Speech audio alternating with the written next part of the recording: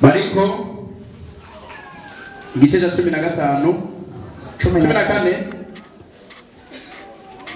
umurongo wa 32 umutwe w'amajambo uvuga ngo Yesu asengana umubabaro ari Getsemani. Maze bashika ahantu hitwa Getsemani, abarira abigishwa biwe ati bamuricaye hano mbanze nje gusenga.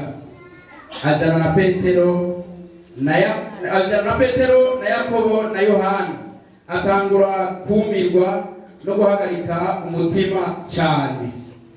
Arababwira ati umutima wanje uri nakabonge kagomba kunyica. Bamuragumye hano mube maso.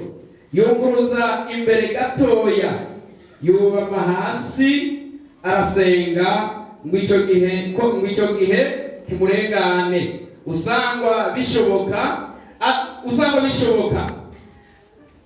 ati abada byose biragushira ati aba data byose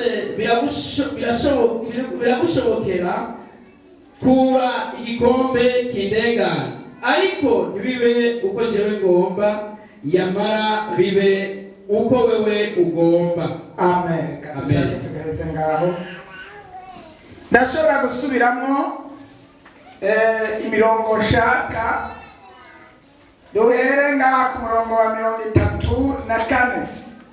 Arabwira ati umutima wanje uri nakabonge kagomba kunyica. Bamuragumye hano mube maso. 35 yunguruza imbere gatoya, yubama hasi arasenga ngo ico gihe kimurengana. Asangwa bishoboka. 36 ati aba data byose biragushobokera kura iki gikombe kindengana, ariko ntibimukoreshe we ngomba, yamara bibe uko we ugomba. Umwami Yesu nashimwe. Amen. Naya majambo tugiye gusangira nawe umfashe umurikire. Bibiliya itubariye ngo Yesu nawe yari karasenga. Natangaza. Sinangajwe nuko Yesu yari karasenga, ariko icyantangaje ngiki nuko Yesu nawe yasenga kandi afise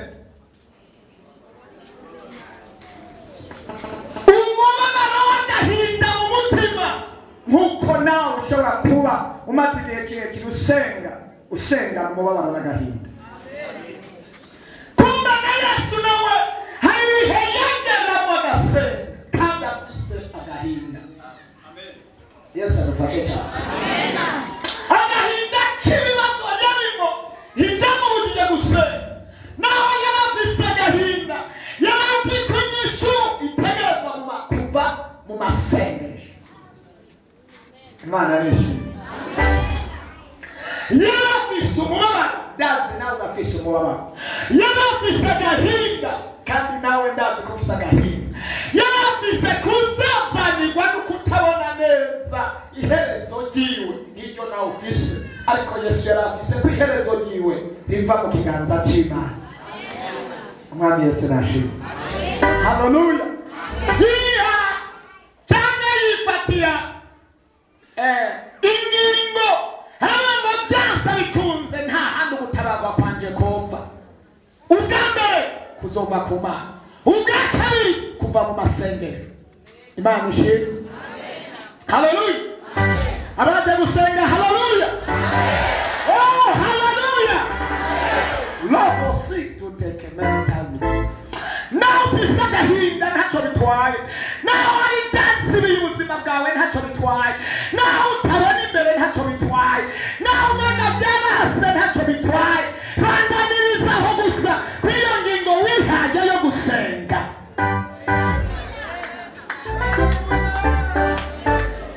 Akora umuntu akarumva icyo turiko turavugana ngo ateye haleluya. Haleluya. Bakuziranye bagutangira haboneka ibihome imbere yawe, haboneka ibisiki imbere yawe, haboneka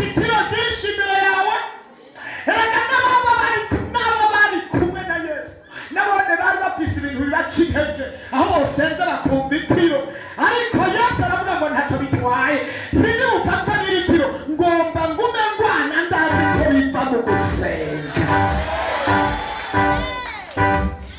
Yesu yarazi neza ko misiyo yamuzanye cyangwa ubugombe bw'Imana cyangwa ubugombe bwiwe cyangwa icyo Imana ishaka cyangwa gutsindwa kw'abadayimoni n'impemu bizamuhiga, yarazi ko zizotsindishwa no kubandanya asenga.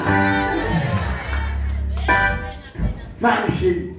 Aravuga ngo ubu sinsubira kwita ku mubabaro mfise n'agahinda mfise, naho ntabona neza ko mfise agahinda, ngomba nite ku masengesho gusa. Yinginga abigishwa, aravuga ati fasha abasha gusenga, fasha gusenga, ega karabaye nije ngowe fasha. Uko batabaza bagaca basinzira, ko babwira ngo fasha bagaca bisinzira. Mugabo Yesu kuko yabona ari wategerezwa gufata hanuka urupfu n'ibyago n'amagorwa niwe byaraba, aravuga ngo nta kundi reka nigwaneko, nagomba ndagusabe urakwiye kwigwanako.